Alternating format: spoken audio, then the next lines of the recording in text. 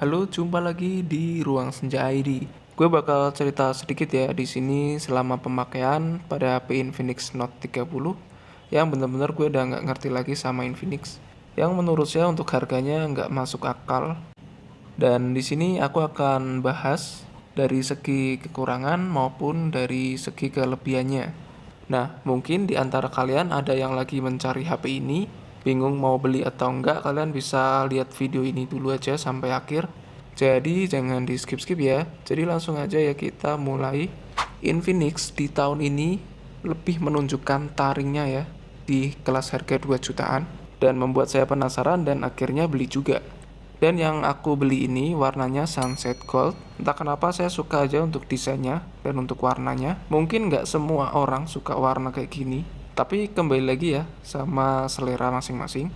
Kalau aku lebih prefer sama yang Sunset Gold atau yang warna silver guys. Tapi pada akhirnya aku beli juga yang warna Sunset Gold ini. Dan ketika digenggam benar-benar untuk feel-nya itu solid ya teman-teman. Saya kira untuk awalnya itu HP-nya berat guys. Serius. Padahal untuk bobotnya itu 219 gram ya.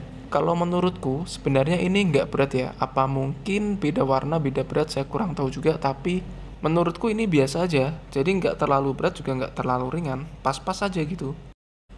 Terus kita bahas ke kecerahan layar. Di sini kalau untuk di luar ruangan menurut saya masih terlihat ya. Masih cukup oke kok. Tapi kalau memang dibandingkan dengan layar AMOLED itu pasti beda. Tapi untuk kecerahan layar IPS di luar ruangan ini menurutku masih termasuk bagus sih, karena masih terlihat dengan jelas. Lalu untuk ukuran layarnya itu termasuk gede ya teman-teman, 6,78 inch.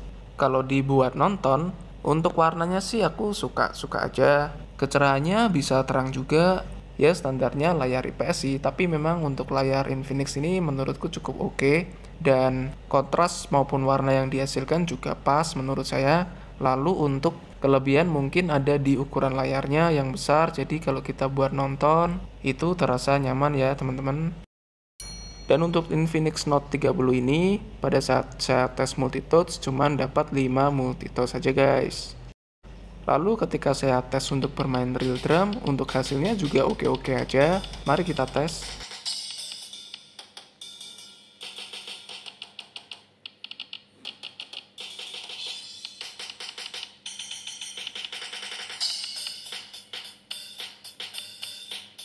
Kalau untuk tap-tap seperti ini menurut saya udah nggak ada kendala sih teman-teman. Dan kalau sekelas layar IPS menurutku ini udah bagus. Kalau untuk tap-tap oke, tapi kenapa kalau ini untuk scrollnya itu kayak ada ngegeser dikit gitu guys ya. Saat kita stop untuk swipe, itu dia kayak ada sedikit bergerak ya. Tapi nggak terlalu masalah sih sebenarnya dan tidak mengganggu juga. Cuman apakah ini bug dari software atau memang bawaannya udah begitu? Ini saya sama-sama tes pada HP yang memiliki layar IPS.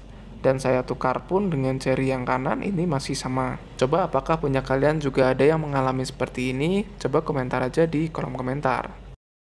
Untuk kelebihan yang lain banyak banget di HP ini. Bahkan saya tidak menyangka ini sudah 120 Hz ya untuk refresh rate layarnya. Selain itu juga memberikan opsi juga mau pakai yang 90 Hz atau 120 Hz. Jadi menurutku ini fitur yang opsional ya. Nilai plus ya teman-teman. Bisa kita setting di 120 atau 90. Dan ini mulus sih teman-teman. Mantap. Untuk versi XOS-nya ini ada di versi 13.0. Lalu untuk internalnya gede juga 256 GB. Untuk RAM-nya 8 GB masih bisa di-expand ditambah virtual RAM 8 GB. Jadi totalnya 16 GB. Mantap banget ya. Selain itu juga ada fitur NFC. Jadi menurut saya HP ini tuh komplit banget sih teman-teman. Lalu untuk kelas harga 2 jutaan kameranya gimana bang? Jadi nanti aku akan berikan untuk sampel-sampelnya. Lalu kalau kita cek di bagian video ini mengejutkan sekali, bisa sampai 2K 30 fps dan bisa 1080 pixel di 60 fps. Lalu juga ada fitur ultra stabilnya juga. Tapi fitur ultra stabil hanya bisa di 1080 pixel 30 fps. Lalu untuk mode lainnya ada AI cam, mode cantik, mode potret, super malam juga ada guys. Nah gimana untuk hasil foto dan videonya? Langsung aja kita tes. Dan ini saya benar-benar tidak bisa berkata-kata guys. HP 2 jutaan, hasil fotonya cakep pada keadaan siang hari, dan untuk keadaan yang makro seperti ini pun juga menurut saya masih terlihat detail, dan ini menurut saya cukup menarik ya. Saya tidak terlalu ekspektasi terlalu tinggi, tapi ternyata hasilnya menurut saya di HP harga 2 jutaan ini bagus guys, fix.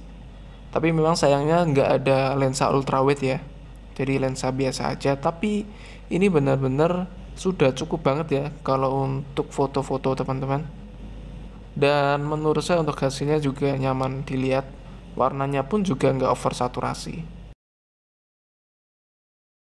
Ini untuk hasil perekaman videonya 1080 pixel 30 fps, dan tidak saya aktifkan ultra stabilnya.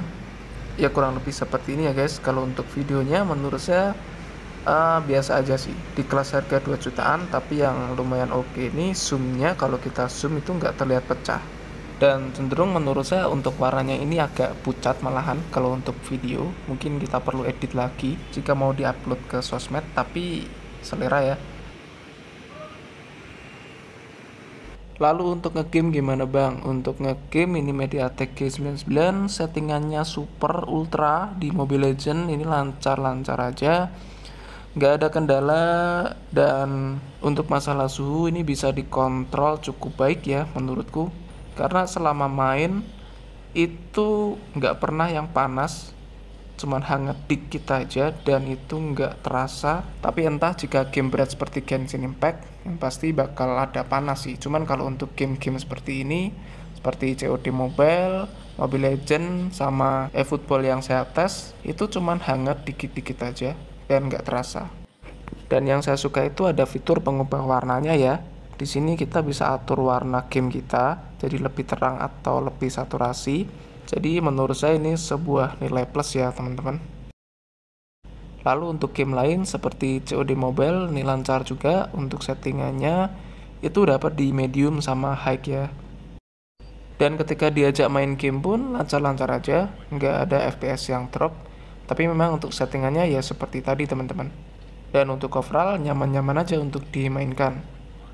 Nggak ada kendala sih selama pakai Infinix ini. Kalau untuk main game ya masih oke-oke aja. Lalu untuk eFootball ini bisa high 60 fps dan hasilnya juga lancar. Gameplay bisa berjalan dengan smooth dan nyaman untuk dibuat main game. Selama pengalaman nggak pernah patah-patah atau nge-lag, jadi lancar-lancar aja. Visual yang ditampilkan juga bagus karena layarnya itu tergolong cukup besar.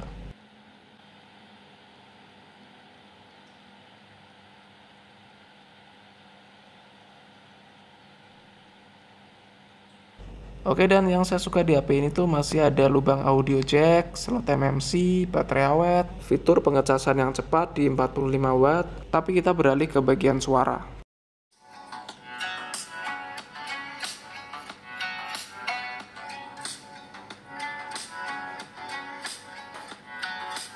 Untuk suara musiknya di sini Infinix berkolaborasi dengan JBL dan sudah dual speaker juga atas bawah. Menurut saya untuk hasil suaranya cukup renyah, udah cukup bagus loh untuk suaranya. Enak dibuat main game juga enak, buat nonton film juga enak. Cuman memang kurang sedikit lebih ngebas gitu ya, tapi untuk overall udah bagus sih di kelas harganya ini. Sebuah nilai plus untuk Infinix, mantap banget. Kita langsung aja masuk ke kesimpulan biar nggak terlalu panjang. Yang pasti saya puas saja pakai HP ini. Kalau dilihat dari segi harga di 2 jutaan ini sudah termasuk spek mewah ya teman-teman.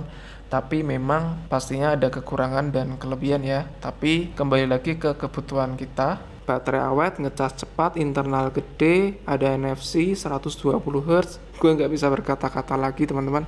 Dah, kita nggak usah cari-cari kekurangan karena kelebihannya ini udah banyak banget. Ya sesuai review aja. Dan semoga bisa bermanfaat buat kalian. Mungkin kalau kalian mau sharing atau diskusi, komentar aja di kolom komentar. Siapa penantang baru berikutnya di kelas 2 jutaan? Ketemu lagi di video berikutnya. See you next video and bye-bye.